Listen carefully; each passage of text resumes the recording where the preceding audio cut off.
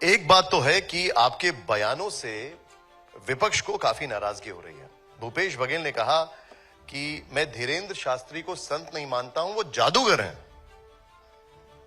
कुछ तो माना। हमने जादूगर भी अपने आप को नहीं माना। और जादूगर तो वो होता है जो आंखों का धोखा देता है।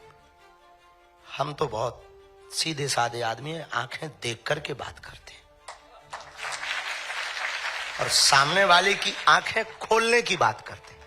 जादूगर आंख बंद कराने की बात करता है और हम आंखें खोलने की बात करते हैं। विचारों से भी, कार्यों से भी, सेवा से भी, समर्पण से भी और अपने सूत्रों से भी। प्रीति, आचार्य जी, अभी आपने कहा कि मैं किसी पॉलिटिकल पार्टी को ना जिताने के लिए काम करता हूं ना हराने के लिए काम करता हूं। मैं काम करता हूं आध्यात्म के लिए, देश के लिए।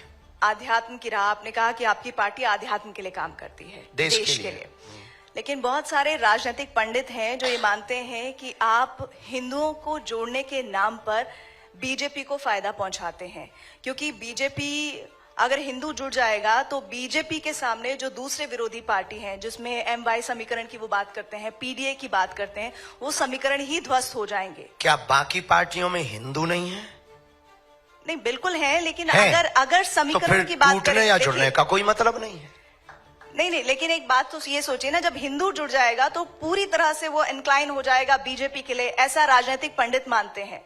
राजनीतिक पंडित तो कुछ भी मानते हैं, मौसम का अनुमान है, वो तो चलता रहता है। पर हम एक प्रार्थना आपसे बहुत निवेदन करें कि हिंदुओं के जुड़ने से किस पार्टी को फायदा होगा या किसको घाटा होगा, हम ये नहीं कह सकते। हम ये कह सकते हैं बहुत दावे के साथ में कि इस देश में सभी पार्टियों में लगभग हिंदू हैं और वो सभी पार्टियों के लोग अपनी अपनी पार्टी के प्रति कट्टर हैं।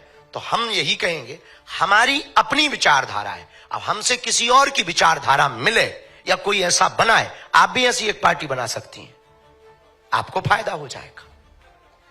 हम किसी को नुकसान के लिए या फायदे के लिए कर ही नहीं रहे। ये हमारे यहां ऑप्शन ही खत्म।